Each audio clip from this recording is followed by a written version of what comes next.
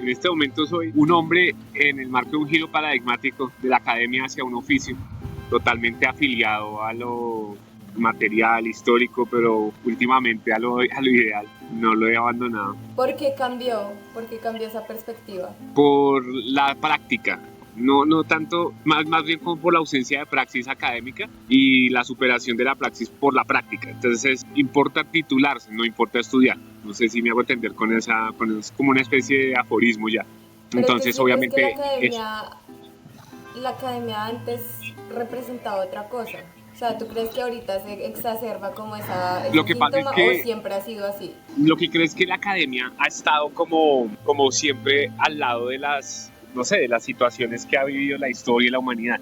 Pero la modernidad siempre dejó algo claro y era que el progreso, la ciencia, perdón, traía progreso, es la cuestión. Si tú tienes la ciencia en la mano, puedes progresar. Y el progreso no es otra cosa sino bienestar social y bienestar individual, porque dentro del mismo margen moderno no puede haber bienestar individual si no hay social, o lo que diría Ortega y Gasset, si no cumplo o no curo mis circunstancias, pues yo no me voy a curar a mí mismo. Eso es absurdo, que es en la huevonada en la que andamos hoy. Entonces, bueno, en la que andan, porque estoy en contra de eso. Entonces la academia se ha convertido en un nicho de ególatras, de esnovistas. Sobre todo me refiero a mi gremio, sin meterme con los estudiantes, por supuesto, no. Me refiero a mi gremio, es autocrítica a la situación. La de los estudiantes, ellos no tienen la culpa. Los estudiantes se hacen lo que hacen los profesores. Y ahí es donde empieza el problema o la esperanza. Entonces ahí a partir de eso empieza como el cansancio. ¿Eso es a nivel latinoamericano o es un síntoma global?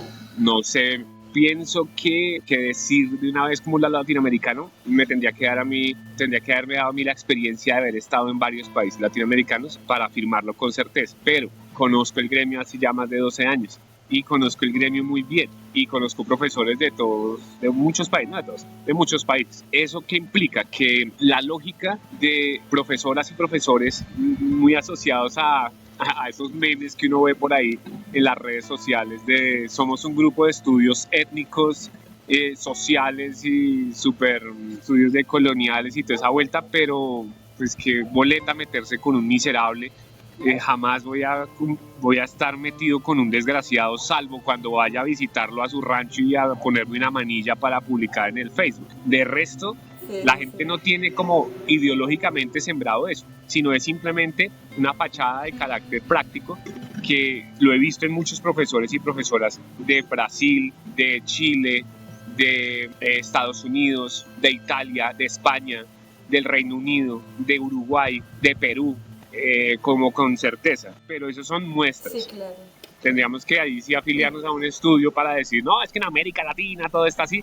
No sé, me parecía terrible afirmarlo, pero por lo menos lo que conozco de aquí de Colombia, sí. Bueno, digamos un poco conectando ya ideas y aterrizando el tema acá, como intentando vincular la situación latinoamericana y la situación rusa, toda esta búsqueda y la estructura de lo individual, todo tiempo pasado fue mejor y con esto me refiero a la Unión Soviética.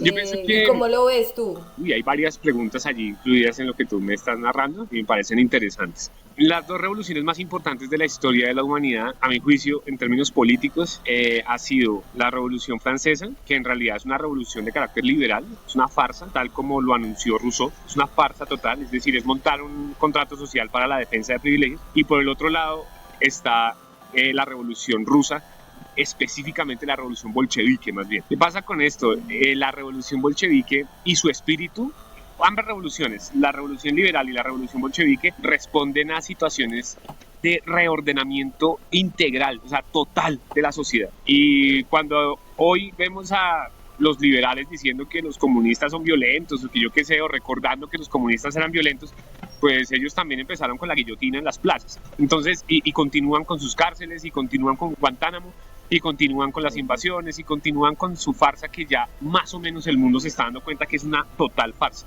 eso que llaman democracia. Bajo esa lógica, pienso que la revolución rusa es más importante, porque los cambios políticos que se habían dado en el mundo habían sido con base en los líderes, los monarcas, desde las clases altas, si se quiere, desde las posiciones dominantes en términos más marxistas, pues sería como que los que siempre van a la batuta, haciendo los cambios, tienen la batuta y van haciendo las cosas. Entonces cambiamos de las monarquías a las monarquías constitucionales, pero porque los reyes entre ellos acordaron. Entonces la Primera Guerra Mundial, pero porque los reyes entre ellos se dieron en la jeta. Pero resulta que la Revolución Rusa es una revolución que repercute directamente en gente que nunca había estado en puestos de poder. Y por eso en Europa el rechazo al ruso, por eso en Europa esa rusofobia que lastimosamente se ha configurado como un neologismo contemporáneo horrible, pero es bajo esa lógica, es como ustedes son los rusos, sí, son como los bárbaros, los que están fuera de, y eso es una cuestión que tú la puedes observar en cualquier película norteamericana, hollywoodense, Netflix, todas esas huevonadas, en donde el ruso es el borracho, resentido, violento, serio, que no tiene sentimientos de nada. Y pues yo sé de lo flemático que puede ser un ruso, pero también de lo flemático que puede ser un inglés, y a un inglés no se la montan de esa forma. Entonces eso es una clave, que la revolución bolchevique es una revolución proletaria, como siempre y como bien Lenin lo escribe, es decir, tiene que haber un grupo, por supuesto, fundamental, es decir, de revolucionarios, de gente que esté agitando, que esté creando la propaganda, toda esa cuestión, y son intelectuales. En esencia, eso es lo que incomoda tanto a cualquiera que analice esa situación. Las revoluciones son hechas por hombres y mujeres de la historia, le respondió Silvio Rodríguez a Rubén Blades en una carta cuando Rubén Blades estaba criticando a Maduro y estaba criticando la revolución bolivariana en Venezuela, en la República Bolivariana de Venezuela. Entonces él decía, no, es que como tú sabes, Laura, hay un lugar común aquí en Colombia, no, es que antes sí tenían ideales y ahora no. Eso es pura mierda. Lo que pasa es que la gente no entiende literalmente que los ideales son una cosa y el pragma o traerlos al funcionamiento, eso es otra vaina. Entonces, la carta que le responde el señor Silvio Rodríguez a Rubén Blades es: las revoluciones las hacen hombres y mujeres de la historia, es decir, no son perfectas. Cuando teníamos amigos en sociología que querían hacer revoluciones donde no se rompiera un plato. Es cuando tenemos ahorita gente exguerrillera, excombatiente, o no, gente que está trabajando con excombatientes más bien, de nuestro gremio diciendo, oh, santo cielo, la FARC obligaba a abortar. Y que estaba en una guerra, era una guerra. Tú no tienes conciencia de lo que estaba pasando en Colombia, quemaban gente en los hornos, decapitaban personas para jugar fútbol en el campo. Es decir, esto es absolutamente pragmático, pero no funciona que dos militantes tengan un hijo en guerra, no funciona. Y esas son vainas que acá no entendí. Yo tengo una pregunta con respecto a esto que acabas de decir, y es un poco cómo tú ves esta posición, o sea, ¿cuál es la diferencia que tú encuentras entre una revolución ideológica, como fue la revolución socialista en Rusia, y una guerra como la que se está llevando a cabo entre Rusia y Ucrania? Porque una de las últimas anuncios que hizo Putin acá, digamos que está prohibido ahora, que uno en la calle lo puede decir, pero tiene que tener cuidado con eso, era que no se podía hacer, o sea, si yo soy mujer no puedo hacer una afirmación relacionada con que, por ejemplo, yo no quiero ser madre en un futuro, que es una manera también de invitar a procrear, que es una idea completamente diferente a la que tú dices, y es en las FARC obligaban a abortar. Entonces está este panorama de una revolución ideológica y está este panorama de la actual guerra entre Rusia con Ucrania. Digamos, lo que pasa es que, ¿cómo ves esa situación? No, en todo lado está la ideología. Digamos que la ideología desde Marx, desde Mannheim, desde Gramsci, desde Ricoeur, esas son situaciones que uno puede colocar sobre la mesa para entender que realmente todo es ideológico. Pero la revolución bolchevique es una revolución de clase, es como la que hay en Venezuela. Es muy parecida a una escala súper inferior, pero sí es parecida. ¿A qué me voy a referir? Solo a este tópico para responder a tu pregunta, la que me acabas de hacer. Y es que, por ejemplo, Maduro era conductor de bus, sindicalista. Maduro no es, el tipo se equivoca al hablar porque el tipo no es lo que se espera que sea. Un burgués que sabe hablar, como nosotros, como yo, que estoy aburguesado en términos ideológicos por las formas en que se manifiesta la semántica de mi lenguaje. Porque yo hablo así para que tú me entiendas, para que a quien repliques esto se entienda, trato de que la dicción sea entendible, de que el uso del concepto, pero ahí ya parezco es eso, un profesor burgués, punto, y eso no lo puedo negar. Entonces son situaciones claves porque cuando uno escucha a los guerrilleros, a las guerrilleras hablar, dice alguien, es que esa gente no sabe ni hablar, ¿verdad? Es que Maduro se equivoca, es que Putin no sé qué, y uno dice, pero ahí ya la cosa empieza a distanciarse. No podemos hacer esa mezcla ahí tan rápido. Putin está en guerra, como está Scholz, como está la cantidad de ministros que han salido de la Bretaña, como está Biden. Eso es clave. Pero resulta que algo sí, en términos ideológicos, funciona en el liberalismo. Y es lo que desde la academia llamaríamos todos esos tópicos del biopoder, la biopolítica. No hay necesidad en el liberalismo hoy, ya prácticamente no hay necesidad de que alguien te obligue a hacer las cosas, sino que tú misma eres portadora de esas obligaciones. Tú dices estar contra el sistema, pero no, tú misma eres el sistema y ya nadie te obliga. Te comportas de cierta manera, tomas atributos para componer tu subjetividad desde el mercado, no cuestionas absolutamente tu libertad. La gente le dice a los hijos, no, sé libre. Sé libre es como, es decir, quédate a merced de la publicidad, etcétera, etcétera. Entonces, ¿por qué es lo que pecan Xi Jinping, Putin y otro tipo de fenómenos que no son netamente liberales? Pecan, a mi juicio, por la sinceridad. ¿Qué es lo que le falta al tipo decir? Que eso no está haciendo, necesito soldados, punto. Entonces, la cuestión en el fondo es esa, porque la guerra y esto es algo que me preocupa, bueno, por ti claramente, estás allá, la guerra entre Rusia y Europa se va a dar en 10 años, menos. Eso ya lo afirmó Alemania, ya lo afirmó Inglaterra, que ellos ya están viejos en guerras. Estados Unidos le ha tocado muy fácil, porque Estados Unidos ve de lejos todo. Entonces, esto de los hijos y de la afirmación que puedes o no hacer una calle, claro, ya ahí va ligado a los momentos legales que se están desarrollando, pero en esencia en la historia es lo mismo. En Estados Unidos, gente de 23 años que no tenga, me dice un amigo que es profesor, se llama Jordi Fabián Camacho, es profesor en los Estados Unidos, en Indiana creo, y es colombiano por supuesto, y él me dice, es terrible hermano, yo me siento mal, tengo 31 años, y me siento mal porque en cada círculo que voy, todo el mundo habla de los hijos, de la familia, que cuando se casa, que cuando tiene hijos, en absolutamente todos. Entonces, si me entiendes, tú me estás hablando de algo negativo, en términos de lo politológico sería eso negativo. Claro, es como, no vayas a decir que no quieres tener hijos, pero fíjate que el liberalismo manifiesta lo mismo, pero positivamente inserto en la cultura, es biopolítico.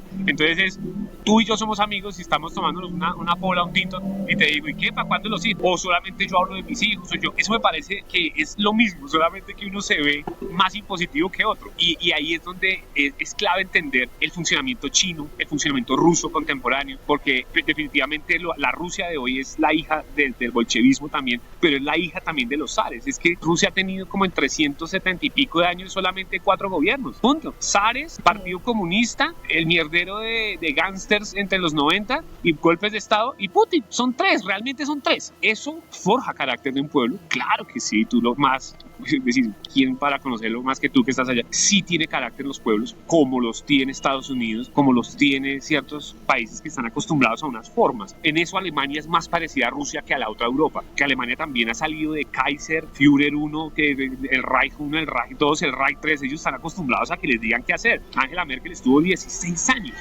y nadie le dijo dictadora. Es todo el esquema de pensar que lo ideológico se manifiesta hoy es en lo biopolítico, pero también en la dominación que puedas generar contra quienes no profesen lo que tú necesitas profesar. Es decir, para los que sigan como sin hacerme caso, a esos sí bombardéelos, mátelos, encarcélelos, y a los otros pues dele más TikTok, dele más conciertos rebeldes que Coca-Cola patrocina, eso es lo de menos. Mira, una pregunta para que me respondas de manera muy breve con respecto a eso. Y puede que para ti sea muy obvia la respuesta, pero me gustaría plantearla solamente como para que lo dejes ahí puesto. Porque cuando se habla de revolución, la nostálgica revolución que probablemente nunca jamás volverá como fenómeno mundial, yo no creo que exista, que vuelva a ser. Y hablando de la guerra actual entre, por ejemplo, Ucrania y Rusia, o por ejemplo, entre Palestina e Israel, ¿cuál es la diferencia en términos de cuál es más legítima? O sea, ¿por qué para ti es más legítima una revolución socialista, la revolución bolchevique, que cualquier guerra contemporánea? No, digamos que la guerra entre Rusia y Ucrania no es la guerra entre Rusia y Ucrania, ahí difiero, la guerra es entre Rusia y toda Europa. Esta es una palabra, es una frase vulgar, es española, la escuché en España, pero es muy, muy, muy clara. Bismarck la decía de otra forma, pero Rusia es el sueño húmedo de los europeos. Europa es muy pequeña y Europa ya está saciada de sacar lo que no tiene. Rusia es enormemente rica, entonces, en recursos. Entonces, bajo esa lógica, desde los suecos, que son las más importantes recientes, ¿no? Los suecos, luego Napoleón, luego Hitler, es decir, los fenómenos pueden cambiar. Napoleón era como una especie de monarquía constitucional, los suecos una monarquía y Hitler un Reich, una especie de dictadura, y ahora la OTAN, es decir, democracias, dictaduras, todo el mundo. Entonces no quiere decir que el problema esté en la forma de ver lo político, como decir la forma de gobernar, no, sino que es ahí un interés. Lo legítimo parte de dos cosas. Uno, los marcos legales que se establezcan para denominarlo legítimo o lo que la gente justifique, que es lo que manifestaría la cercanía directa con una revolución. Digamos que hay revolución no porque vamos a establecerla por ley, no, hay revolución porque estamos en contra de una ley que no funciona, que sería, es decir, vamos a revolucionar en términos politológicos es la sublevación, es la subversión de la situación. Usted tiene un marco legal, ¿lo respeta? No, no lo respeto porque es decir, eso es injusto. Yo me voy a rebelar contra ese marco legal para imponer otro o construir otro. Esa es la revolución. Digamos que así, quitando todo el vestido y la ropa interior y dejando esa vaina desnuda, la cuestión es tomar un marco legal, rechazarlo. Para rechazarlo tienes que destruir el ejército que defiende ese marco legal, es decir, ganar la guerra, destruir ese marco legal y constituir un nuevo marco legal con un ejército que lo proteja. Eso es una revolución. Los huevones poetas, ahí sí en ese sentido muy, muy claro, que a pesar de eso yo estoy ahí escribiendo poesía y me meto en esa huevonada, que van pensando que la revolución es simplemente como lo que pasó en España del 36. Ay, sí, vamos a luchar contra el fascismo, vamos todos juntos de las manos, y en las trincheras morían más de sífilis y de gonorrea que de balas del enemigo, por el desorden que había ahí y porque no se desarrollaba una figura castrense para pensarse el enfrentamiento contra Mussolini, Hitler y Franco, porque eso era lo que estaba pasando allá. Pues por eso todo el mundo terminó con el cuello cortado, fusilado, y los poetas pierden las guerras. Yo se lo digo a mucha gente que conozco, nosotros somos los derrotados de la historia, y los derrotados de la historia deben tener conciencia de eso, no rayarse y decir como ahora me vuelvo de derecha, porque eso de la izquierda no me funcionó a mí, entonces me vuelvo de derecha, que es la opción que toma casi el 100% de los huevones y huevonas que he conocido de izquierda. Yo que tengo 39 años, voy a cumplir ahorita, desde hace 20 años, hace más de 20, lo que pasa es que yo nací políticamente hablando, en un contexto donde las FARC movilizaba en Colombia todo. Entonces no es como ahora que voy a reivindicar el hecho de que usemos tacitas. Entonces monto un movimiento para defender eso. No. Es decir, que la sociedad se preocupaba por problemas nacionales, por problemas internacionales. O sea, que el fin de la modernidad en Colombia, una modernidad que también fue postergada, según para mí, pues la cosa va a terminar avanzando hacia sectarismos y la gente no se piensa, ni siquiera los de la Universidad Nacional, se piensan los problemas nacionales. Sino ellos es como, vamos a luchar porque el director baje la hora, para que ponga más arroz en el almuerzo. Nada, hombre, eso como diría Lenin, eso es trade unionismo. Dos preguntas, una porque acabas de nombrar a Lenin y hay algo que me ha llamado mucho la atención, es que Lenin está acá en todas partes, pero no hay rastros de Stalin. Y yo me he dado cuenta, digamos, desde que crecí en la facultad de sociología, creo que no hay como un entendimiento del gobierno que llevó a cabo Stalin y el gobierno que llevó a cabo Lenin. ¿Por qué crees que es tan difícil entender esa diferencia de esos dos gobiernos y que Stalin y Lenin tienen el mismo lugar en América Latina, en Colombia, en Bogotá, y cuando llegamos acá entonces somos más conscientes de qué fue lo que hizo Lenin y qué fue lo que hizo Stalin en sus gobiernos? Como en toda organización humana, hay unos hijueputas, unos menos hijueputas, y hay gente buena onda, buena leche, como dicen en los españoles. Eso no está relacionado directamente o no es proporcionalmente relacionado con la organización. Me explico. En la iglesia hay curas buenos y hay curas pedófilos. Hay pastores ladrones que quieren sus camionetas y hay pastores que quieren promover el evangelio. Hay profesores que solo quieren alardear de sus títulos y otros que queremos hacer revolución. En el ejército hay gente muy inteligente y gente que no está dispuesta como a matar inocentes como en Colombia. No. Y lo mismo en cada organización, es decir, que el aspecto es sociológico. La sociología de las organizaciones implica una consideración de carismas que estén insertos literalmente en choques y pugnas propios de nuestra naturaleza humana. Esa es como la base. Súmale a eso la conducción de un país. Un presidente no le va a caer bien a todo el mundo, ni siquiera a los de su propio grupo. En las FARC, es que todas las FARC son terroristas. No, pero claramente una cosa es Jesús Santrich, una cosa es Alfonso Cano, y otra cosa es el tipo ese que vendió a todo el mundo y que vendió a Ríos y al que le quitaron la mano y que se entregó al uribismo, por ejemplo. Por eso te digo que el idealismo debe detenerse hasta cierto punto, porque entonces las revoluciones, como lo has preguntado antes, no van a funcionar. Y por eso las guerras idealistas, eso es falso. No, es que antes las ideas sí existían. No, siempre han estado, solo que la guerra pone a la gente con los pies en la tierra. Mira nomás a Mussolini, un anarquista, socialista, que termina fundando el fascismo y de paso inspirando a Hitler. Pero él empezó en el anarquismo. A Mussolini no se le ha estudiado a profundidad y Mussolini es la clave para entender eso que estamos hablando tú y yo. Oye, ¿qué tendencia es esta de volverse de izquierda a derecha en un momento dado? ¿Por qué crees que la representación de esa gran figura de Stalin no se reprochó y no se ha reprochado en América Latina? Bueno, voy a ser odioso con el comentario. Hannah Arendt, dicen las malas lenguas, una chica del Partido Comunista Brasilero, comentaba que en un texto que ella escribió, que te lo debo porque no lo tengo en portugués, pero ella decía, vea, esta vieja fue pagada por la CIA para equiparar fascismo con comunismo. Ese fue la orden. Es decir, va el centro, en términos politológicos, izquierda, derecha, el centro surge y emerge en la Guerra Fría. Emerge con la opción verde, emerge por ahí, cuando después al final se fortalece después de lo de Chernóbil. Ese centro nace ideológicamente equiparando nazismo con comunismo. Es como en las películas gringas que tú ves que siempre el malo, cuando le quitan la máscara, era un nazi. Es un cliché. Es que pasa, Stalin ha sido representado siempre como lo peor que le pudo pasar a Rusia y al mundo. Mejor dicho, es más malo que Hitler. Algunos liberales lo dicen así. ¿Yo qué puedo decir? También dicen eso. Claro, ¿yo qué puedo decir? El tipo es absolutamente, no sé cómo decirlo, individualista, un tipo egoísta, que usó el poder que tenía porque se subió a un potro demasiado poderoso. Es como cuando uno ve en la calle un tipo que no sabe manejar, pero está encima de un Mercedes último modelo. Pues él puede hacer las imprudencias más absurdas en el tráfico. Es que yo pongo estas analogías simples para entender que Stalin ni siquiera fue uno de los ideólogos fuertes durante el proceso revolucionario. El tipo que era, y sí lo dijeron cuando le decían cobita, una cosa así, él era bueno para dar puño. Era bueno para la pelea, para la camorra, para dar bala. El tipo era bueno, pero tampoco era un estratega militar, sino que el tipo lo que decía era mátelo, pues elimínelo. ¿Él qué es? Él es el pragma de Maquiavelo. Él es la praxis de Maquiavelo. Lo mejor que puedes hacer es fusilar a todos los generales y poner a los tuyos para evitarte problemas. Yo te lo estoy hablando deshumanizadamente para que me comprendas esto, Laura. Yo no estoy a favor de Stalin, solamente que estoy entendiendo que sin Stalin no hay la Rusia de ahora, no hay Unión Soviética, como lo que pasó con China, como lo que pasó con Inglaterra, porque es que no es solo Stalin. Stalin es un hijo de puta, pero no es solo Stalin. ¿A qué voy yo?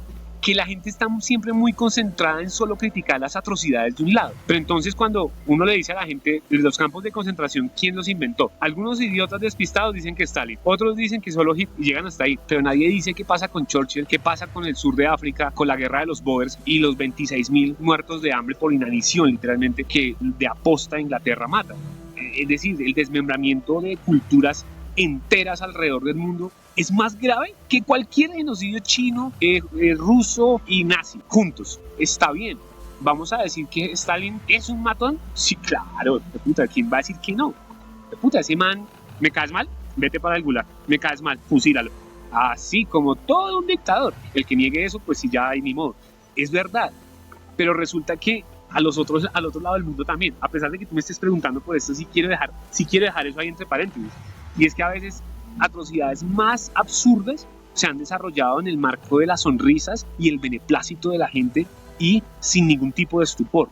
El crimen de Stalin, porque claro que sí, se desarrolla en el marco de la consolidación o la fase posterior a la transición. Entonces, siempre es una etapa de agitación, otra etapa del estallido, de la liberación, la revolución, luego una transición, luego una consolidación. Y en esas etapas es cuando llega Stalin. Desafortunadamente Lenin sufre ese derrame cerebral, él queda ahí ya, chao, y posteriormente Stalin queda con casi que poder absoluto. Entonces lo que tenemos es hoy que entender ideologías a partir de Gramsci. Es como proceso histórico. Entonces obviamente Lenin es un hijo de toda la intelectualidad rusa. Sin Tolstoy no hay Lenin, sin Dostoyevsky, sin el fusilamiento de su hermano, no hay Lenin, pero Lenin es un intelectual que la tiene clara. Es como el pragmatismo de Marx, es que es el mejor lector de Marx, yo lo describo así.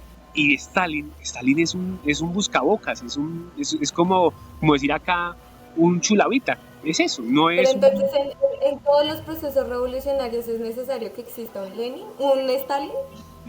Quizás no un Stalin, porque eso sería también llamar a la irracionalidad a veces de la intransigencia, pero sí el pragmatismo. Merkel, por ejemplo, 15 años en el poder, 16 años creo, ¿qué hizo? Pragmatismo puro. Los gringos le dijeron, no negocie con Rusia, no vaya a ser Nord Stream 1, no vaya a ser Nord Stream 2. Y Merkel que decía, a mí no me jodan, o sea, somos Alemania.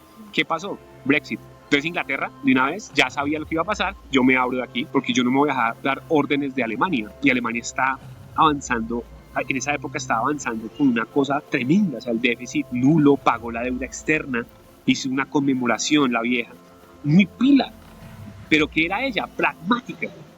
La gente decía, no se acerque a Rusia, pero ¿quiénes? ¿Quiénes estaban detrás? Los gringos. Ahí es cuando uno dice, mira, ¿sería necesario un Stalin? No sé, ya con nombre propio, no sé, más bien sería despersonificar la situación y objetivizarla y tratar de entender que la política sin pragmatismo no sirve para un culo, para nada. Yo he notado que acá no hay protestas, acá nadie dice nada, a la gente le da mucho miedo como dar una opinión política en un lugar público, y quienes tienen una posición que de pronto no legitima o que no está de acuerdo con el actual gobierno, prefiere hacerlo de manera hermética en un lugar en el que se sienta avalado por los demás. Cuando me topo con este sentimiento ruso, que cuando por ejemplo mataron, bueno, no mataron, se murió el mayor opositor de Putin, salieron en Moscú de manera entre comillas masiva, porque hay mucha gente allá. Yo veía las noticias y la gente era un montón de personas caminando por la acera porque no se toman las calles, porque les da miedo tomarse las calles, porque son hijos de una sociedad que tuvo una revolución, que criticó el poder, pero que en este momento ese mismo espíritu los obliga a tener que marchar en las aceras porque les da miedo tomarse las calles. Entonces, ¿realmente crees que la cohesión de una sociedad con acuerdos básicos, con principios compartidos, realmente es el germen de la posibilidad de una revolución? O sea, ¿es necesariamente esa la característica que le hace falta a, no sé, la sociedad colombiana para alzarse y construir un nuevo orden político? ¿Sí Lo se que pasa entiende es la que, pregunta? sí, lo que pasa es que le estás dando todo el margen, es decir, la propuesta está surgiendo desde el problema. ¿Y cuál es el problema? Entender que la revolución debe surgir del liberalismo. Entonces, no, que tenemos que tener libertad de expresión. Ese concepto es el que estamos tensionando algunos en las clases. Si necesito una opinión médica, pido opinión al médico. ¿Por qué? Porque tengo un dolor, no sé, inguinal, me duele aquí, cuando hago esto, tal cosa. Yo cómo te voy a preguntar a ti, o tú cómo me vas a preguntar a mí, yo te podría decir como, oye, tenaz, ¿no? Oye, cuídate. Ve al médico. Si alguien me dice a mí, profesor, ¿usted qué opina? ¿Hacemos un puente colgante o hacemos un puente de carácter estructural de viga doble, no sé qué, y zapatas de más? Yo le diría, pues no sé, huevón, no tengo ni idea, necesito un ingeniero. Si yo necesito una opinión psicológica, no es, venga a la hora y nos tomamos unos tragos y ya charlamos y ahí me ayuda. Eso es pura mierda, necesito un psicólogo. Pero es que eso lo tenemos claro.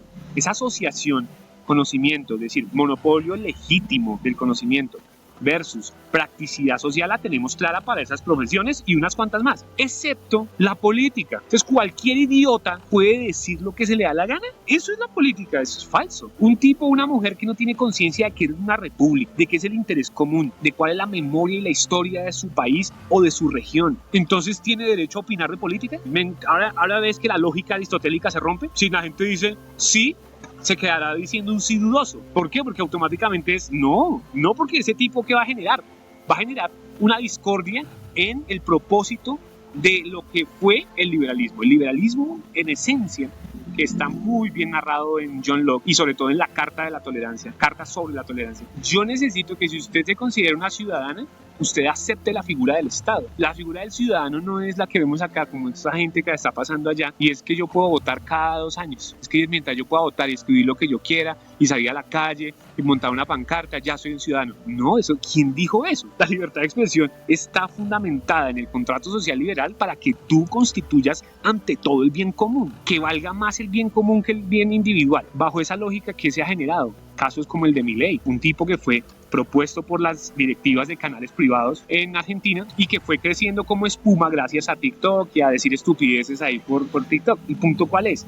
Todas estas situaciones llevan a que nosotros nos cuestionemos qué carajos es la libertad de expresión aquí en estos lugares, porque eso es una falacia. Es decir, libertad de expresión no es tener la libertad de yo vestirme como se me dé la gana y pararme en la calle a gritar contra Petro.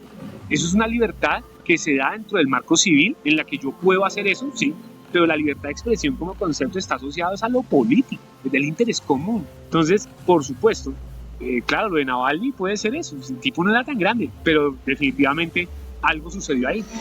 Y entre rusos se han dado en la cabeza.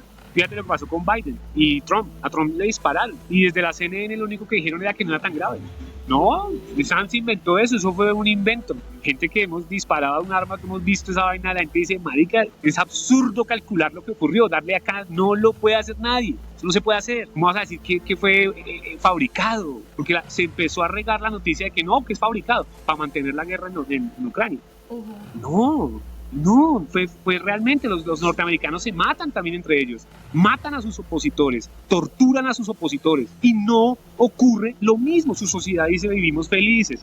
En cambio allá matan a Navalny, maldita sea, todo esto está mal. Este es el biopoder, pero de una forma funcional perfecta. Entonces cuando la gente dice, necesito libertad de expresión, la gran pregunta es ¿para qué la quieres? Para tener un TikTok y hablar lo que yo quiera. Para eso no se necesita libertad de expresión. O lo que yo llamo el control político del placer. Porque ver videos, estar en redes es placentero. Entonces el control político del placer está desarrollado por personas que se nos presentaron como neutrales bajo el disfraz de la tecnología, bajo el disfraz del acceso libre a los medios, porque es que allá no puedo.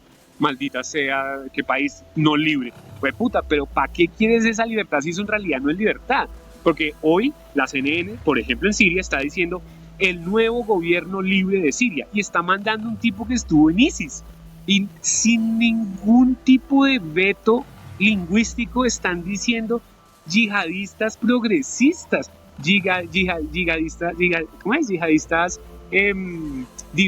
pro diversidad, una estupidez de silogismo, pero estupidez para las masas. De hecho, como lo decía un periodista ruso, es que se me olvida el nombre del tipo, el tipo decía próximamente, cuando se conmemoró el tema de la bomba atómica, en mayo, el tipo decía, es increíble, ¿no? Los japoneses, tú le preguntas a los jóvenes y los jóvenes dicen, sí, era necesario, sí, la bomba era necesaria, imagínate a lo que hemos llegado. Y el tipo cierra magistral la entrada diciendo, en un futuro dirán que la bomba de Hiroshima y Nagasaki, las bombas fueron arrojadas por los rusos y la gente va a creer, porque como Rusia se ve tan mal y acá yo estoy como este es como el lugar chévere, yo creo que los chéveres no hacen algo mal. Así de estúpida la situación. Esos son los metarrelatos que cobran fuerza en la medida en que una sociedad no profundiza conceptos tan elementales como la libertad. A propósito del tema de los metarrelatos y de la manera en la que funcionan los medios de comunicación y el discurso y la narrativa hegemónica, ¿por qué crees que la guerra entre Siria y Palestina y la guerra rusa se transmiten de manera diferente a través de los medios? Porque Palestina no es un estado y porque Palestina es como Haití, no tiene nada que ofrecer, salvo la sangre. Entonces la sangre tiene que vender. Así de pragmático te respondo. Y como es sangre palestina y no es sangre británica, no es sangre estadounidense, pues es una sangre que se puede incluso pasar sin veto. Pasémosle, igual es como si estuviéramos en una carnicería, o sea, es como un animal muerto, da igual. Démosle sentido al muerto en un lado y al muerto en otro. Y así. Eso, Laura, está atado a un margen de carácter corporativo. Disney más es dueño de todos los canales de deportes y una cantidad de canales informativos. Y uno dice, pero ellos no son los de las películas de muñequitos. Entretenimiento e información es el binomio perfecto para el control de las masas. La otra, Facebook no está desligado de la política. Se demostró a voz baja que Rusia le dio las elecciones a Trump las primeras a través de los bots y Zuckerberg ganó mucha plata con eso. En fin, todas esas situaciones de los medios de información, si tú lo miras, por ejemplo, en Occidente, quien tira línea es BBC de Londres, la cabeza ideológica de absolutamente todos los medios de Occidente. No vas a encontrar, y tú que eres periodista lo sabes, no vas a encontrar líneas diferentes. Y en cambio le dice a uno la red social, propiedad de Zuckerberg, dice RT, controlado por el Estado ruso. BBC no dice controlado por el Estado británico o financiado. Que el Estado británico financia a la BBC. Eso no te lo ponen. ¿Por qué?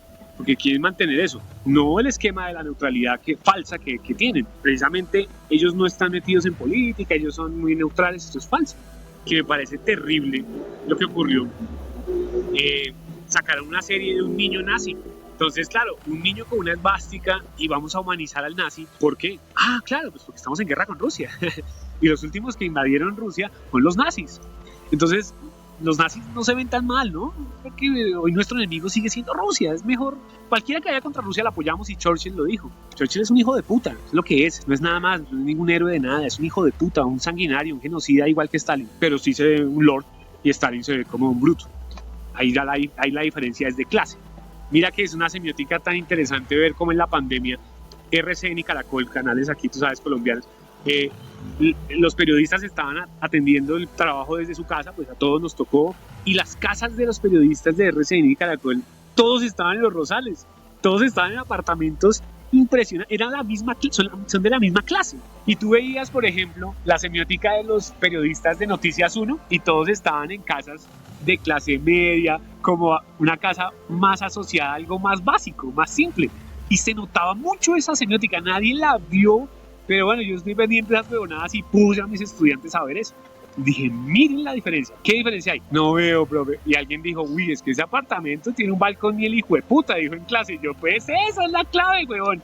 ¿Por qué? Porque unos periodistas viven como nosotros, en casas normales, modestas, y otros hijo de putas están en palacios que uno dice, pero un periodista no gana eso. Un segundo, ¿qué periodista gana eso? El que hable bien del régimen, el que sea un tipo asociado a la corporación. Bueno, se nos fue el tiempo, pero antes de que nos despidamos, sí me gustaría, le he pedido a todos los invitados que hagan una recomendación de cine y de música. De cine, Almodóvar es una cosa mágica, mágico lo que hace con el guión. Yo sé que obviamente... Y con la imagen es increíble sí, también. la escenificación es bellísima, pero es encantador el guión. O sea, como ese tipo puede abrir, no sé, esta terraza y arma una película aquí en esta terraza. La mentalidad, digamos, cerrada a veces de la malnutrida imaginación occidental es como necesitamos explotar cosas y volemos carros y pongamos aquí que llega un platillo y como que eso, en el afán de siempre exacerbar y sobreestimular los sentidos de una manera exógena. No, el tipo es endógeno, es como vamos desde el lenguaje, puta, para cautivar a la gente y hace unos guiones que uno tan pronto empieza la película con 2 palabras, uno abre la boca y dice, me quedé. Almodóvar es magia total. Y de música, uy, sí, pucha. Pues es que a mí me gusta mucho el punk. Es un gusto desde los 11 años. Yo tengo 39 años y estoy en bandas desde los 13. Me gusta ahorita una propuesta que ya se acabó lastimosamente, una banda madrileña que se llama la URSS, precisamente, así como la Unión Soviética, la URSS. Le falta potencia a la voz del hombre, pero las letras son bellísimas, son muy buenas y la música está muy bien hecha. Juanita y los Feos, también me gusta un español, me gusta entender la letra, porque si no, entonces una vez termina cantando y dice soy un idiota, soy un pendejo y no se da cuenta. Y ya eso, pues sí, eso en términos generales.